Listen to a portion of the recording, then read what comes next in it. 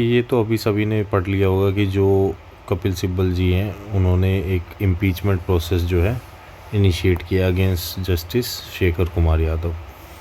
And वो impeachment process इसलिए है कि उन्होंने कोई एक प्रोग्राम में, एक इवेंट में कोई स्टेटमेंट दी थी। उस स्टेटमेंट के बारे में भी हम बात करेंगे, लेकिन सबसे पहले हम ये समझ लेते हैं कि इम्पीचमेंट जो प्रोसेस है, इम्पीचमेंट प्रोसेस है वो है क्या, मतलब बेसिकली ये इम्पीचमेंट होता क्या है ये समझ लेते हैं।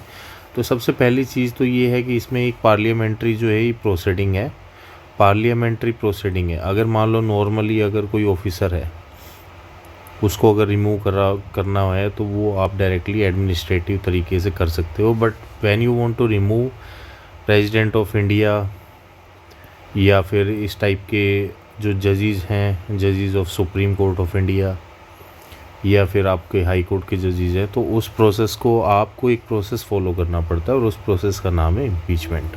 वैसे जो लिटरल मीनिंग है अपना इम्पीच वर्ड का वो होता है to charge with a crime. Means कि you are saying that somebody had committed a crime और मिसडिमीनर।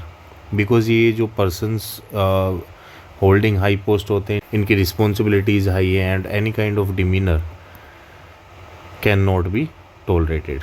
उस वजह से क्या होता है, प्रूवन मिसकंडक्ट या फिर अपना मिसडिमीनर की वजह से, मतलब बिहेवियर सही नहीं है या फिर आपका जो कंडक्ट सही नहीं है, इस वजह से हम उसको रिमूव करना चाहते हैं और उसी प्रोसेस को हम कहते हैं इम्पीचमेंट प्रोसेस। ये कम्प्लीटली कॉन्स्टिट्यूशनल प्रोसेस है और कॉन्स्टिट्यूशन के अंदर दिया हुआ है। कौन से प्रोविज़न है ये भी हम डिस्कस करेंगे, लेकिन पहले हम डिस्कस कर लेते हैं इम्पीचमेंट होती कैसे कैसे। बेसिकली इम्पीचमेंट ऑफ प्रेसिडेंट और इम्पीचमेंट ऑफ जजेस दो तरीके से हम बात करते हैं। सबसे पहले हम बात करते हैं इम्पीचमेंट ऑफ प्रेसिडेंट के बारे में। प्रेसिडेंट की अगर इम्पीचमेंट करनी है तो वो होगी वोलेशन ऑफ कॉन्स्टिट्यूशन पे, वोलेशन ऑफ कॉन्स्टिट्यूशन या प्रूवन मिसकंडक्ट भी या इनकॉम्पिटेंट है वो भी आप ले सकते हो।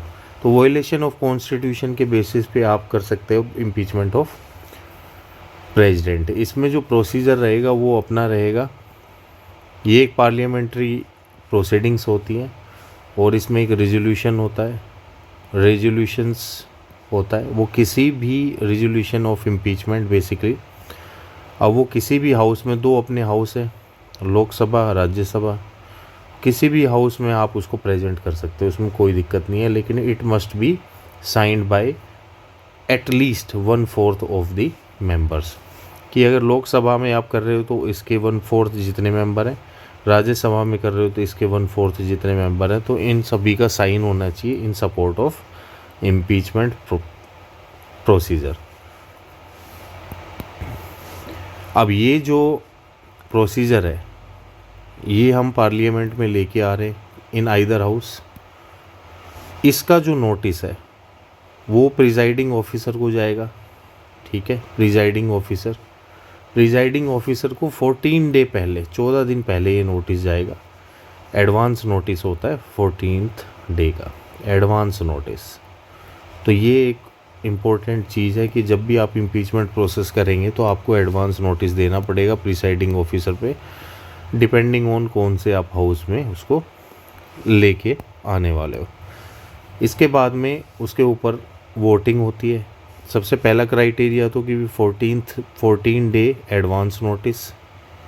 दूसरा क्राइटेरिया 1/4 जो मेंबर्स है, जो भी उस हाउस की कैपेसिटी है उसके सपोर्ट में साइन होनी चाहिए।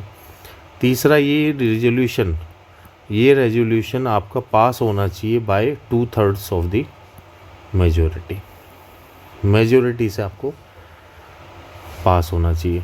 अब दूसरे, मान लो आप किसी भी हाउस में आप लेके जा सकते हो, दो हाउस है, ठीक है जी, लोकसभा राज्यसभा। अब इसमें कोई भी हाउस नंबर 1, हाउस नंबर 2 किसी भी हाउस से पास हो गया तो दूसरे हाउस का क्या रोल रहेगा, वहाँ पे भी बेसिकली क्या होगा, आपका दूसरे हाउस में भी बेसिकली क्या होगा, आपकी इन्वेस्टिगेशन होगी और उस पर भी वोटिंग होगी। सेम वोटिंग होगी दूसरे हाउस में भी, ठीक है जी। और अगर दोनों हाउस ने 2/3 ऑफ मेजोरिटी से पास कर दिया तो वो प्रेसिडेंट रिमूव हो जाएंगे।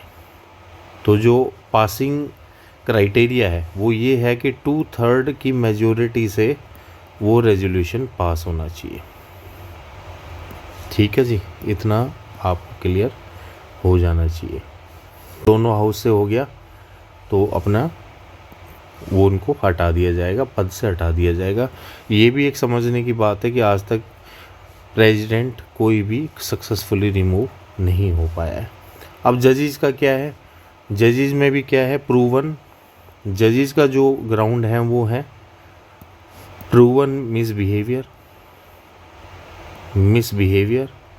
मिसडिमीनर लगा लो, या इनकैपेसिटी, मतलब कि कॉम्पिटेंट नहीं है। ठीक है, तो ये 2 ग्राउंड है अपने जजेस को रिमूव करने में। अब इसमें भी सेम चीज़ है कि किसी भी हाउस में अगर आप जजेस का केस लेंगे, जज को रिमूव करना है, तो इसमें भी क्या होगा कि भी किसी भी हाउस में आप उसको प्रेजेंट कर सकते हो, either house of the parliament. ठीक है जी। रेजोल्यूशन वो सपोर्ट किसका होना चाहिए, एटलीस्ट 100 लोकसभा मेंबर अगर लोकसभा में है, और 50 राज्यसभा मेंबर। जो भी रेजोल्यूशन आप किसी भी हाउस में लेके जा सकते हो, बट एटलीस्ट लोकसभा में अगर लेके जा रहे हो तो 100, और अगर राज्यसभा में लेके जा रहे हो तो 50। अब इस पर एक इंक्वायरी भी होती है, 3 मेंबर कमेटी भी बनती है कि जो भी रेजोल्यूशन है उसमें जो भी आपकी बातें हैं वो सही हैं नहीं है, वो इन्वेस्टिगेट करती हैं चार्जेस को और रिपोर्ट सबमिट करती हैं।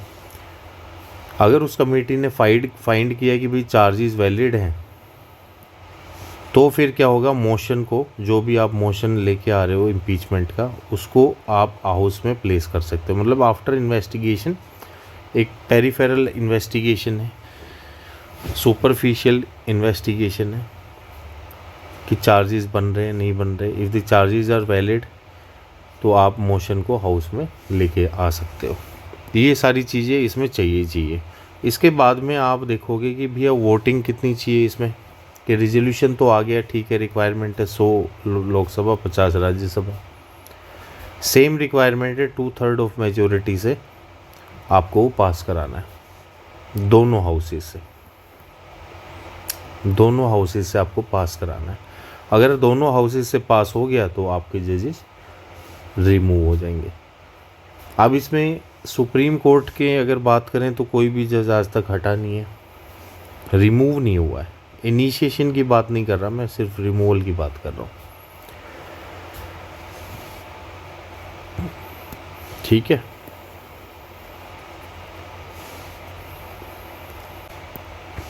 कुछ इसकी कैरेक्टरिस्टिक्स की बात कर लेते हैं, की कैरेक्टरिस्टिक्स की फीचर्स के बारे में। अगर इसकी हम नेचर की बात करें तो quasi judicial nature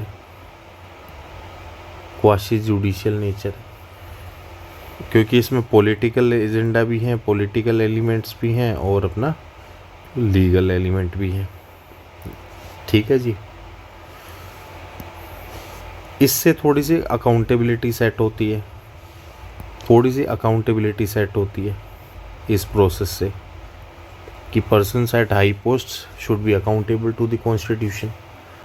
I hope इतना समझ आ गया होगा। अब इसके बाद में हम डिस्कस कर लेते हैं कि आज तक इनिशिएट हुए हैं कितने अप्रोक्स, कुछ एग्जांपल्स मैं दूंगा, और कितने सक्सेसफुल हुए हैं। तो जहाँ तक सक्सेसफुली इम्पीचमेंट की बात है तो 0 है। सक्सेसफुली जो है कोई भी जज आज तक सक्सेसफुली रिमूव नहीं हो पाया है, लेकिन इनिशिएट ज़रूर हुई है। तो जिसमें सबसे पहला नाम है justice V Ramaswami, supreme court जज थे।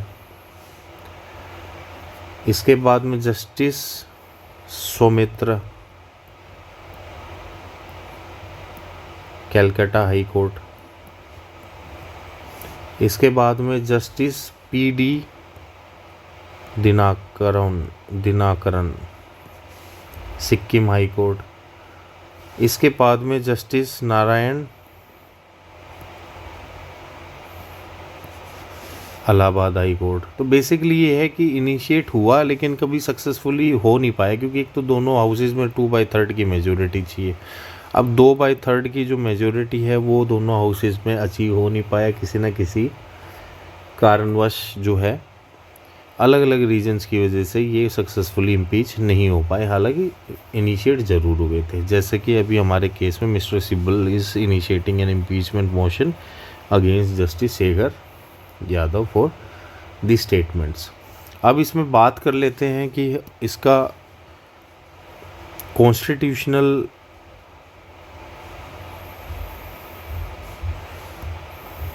कॉन्स्टिट्यूशनल बेस क्या है। ठीक है जी। अब कॉन्स्टिट्यूशनल बेस के लिए हम आर्टिकल देख लेते हैं कॉन्स्टिट्यूशन का।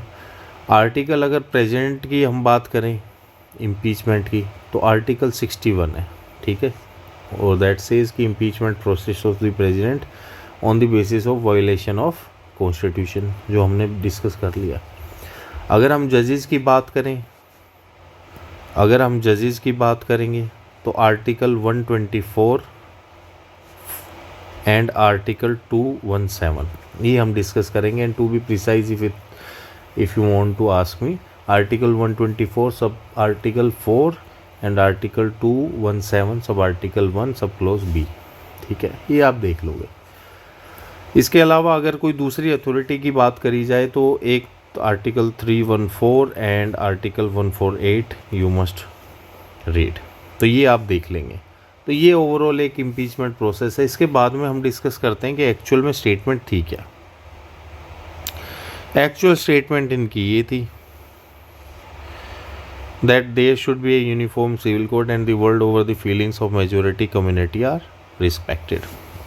तो अब ये स्टेटमेंट जो है वो मिसकंडक्ट है नहीं है, ये इम्पीचमेंट प्रोसेस के इन्वेस्टिगेशन के बाद ही आएगा। और क्या इन्वेस्टिगेशन के बाद में इम्पीचमेंट प्रोसेस कंप्लीट हो पाएगा, ये भी एक क्वेश्चन है। अब आपके हिसाब से ये एक मिसकंडक्ट है, इनकैपेसिटी शो करता है नहीं करता है, आप कमेंट में ज़रूर बताएं। Thank you so much, see you in next video.